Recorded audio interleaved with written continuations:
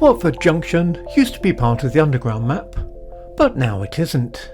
We're at the very top of what was the Bakerloo line until 1982. Yes, the brown line of the London Underground extended all the way out here. Services were cut back to Harrow and Wealdstone after then, but there are plans, yes, plans, to re-extend the Bakerloo line here again. It would take a lot of politics for that to happen though. There's also a plan to extend the Metropolitan line to here instead of the weird station in the middle of the Hertfordshire suburbia called Watford. But nobody wants to pay for it so far. Watford Junction is a train spotter's dream.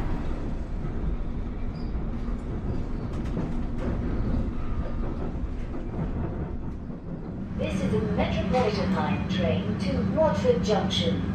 The next station is Chalfont and Latimer. There's the overground from Euston that used to be called Silverlink and is now the Lioness line. And there's a lovely little line to St Albans Abbey, which begins here.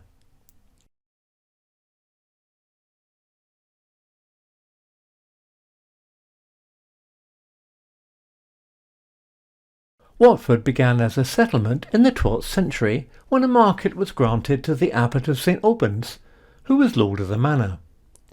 He chose a site along a route already used by travellers. The abbot also arranged for the first church to be built adjacent to the market, St Mary's, the parish church of Watford. Little remains of medieval Watford apart from St Mary's Church. The earliest domestic buildings to survive are the Bedford almshouses, built near the church in 1580. Like most Hertfordshire towns in this period, yes, Hertfordshire. Nobody pronounced the T in those days. Most of Watford's inhabitants would have been concerned with farming the nearby fields. It was the early 1800s which saw the greatest and most rapid changes to the town. The Grand Union Canal brought goods not easily available before.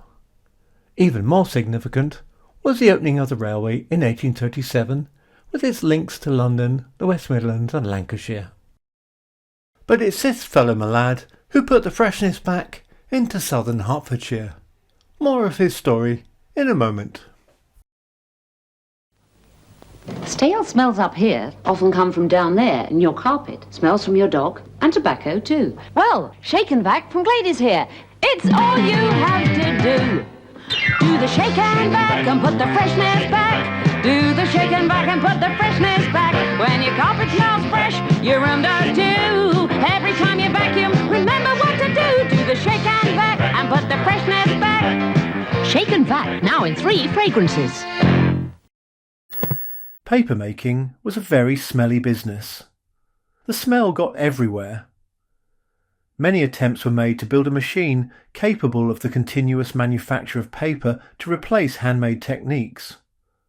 John Dickinson invented a continuous mechanised papermaking process. In 1809 he established the English paper and stationery producer, which evolved into John Dickinson Stationery. Near Watford, Dickinson purchased nearby Apsley Mill, which was already a paper manufactory. In 1811 he bought a second paper mill, Nash Mill. Between 1828 and 1830 he built a third one in Croxley. The nearby canal provided power for all 3 mills, as well as transport for materials and product. Increasingly, the Dickinson outfit used the railway, which was laid next to the canal. Alongside papermaking, Apsley Mill especially turned to the manufacture of envelopes. Over the decades, production grew and the company developed some pretty famous brands. Croxley Mill closed in 1980, but the famous Croxley brand of paper, named after it, was developed. And who can forget Basildon Bond? We can. Basildon Bond became a spoof character, played by comedian Russ Abbott and based on James Bond. In 1994, a studio was needed for the next James Bond film, GoldenEye. Pinewood Studios, their usual filming location, was completely booked with other productions. The production team discovered the vacant Leavesden Aerodrome. The spacious high-ceilinged aircraft hangars were perfectly suited for conversion into film stages. Leavesden Studios quickly became popular after the filming of GoldenEye was completed. By the year 2000, Heyday Films had acquired use of the site on behalf of Warner Brothers for what would be the first in a series of films, Harry Potter and the Philosopher's Stone. Every one of the Harry Potter films was based at Leavesden Studios over the following 10 years. And so we return to Watford Junction station. Here then are some very exciting shots of trains. I'll sign off here and let you enjoy them.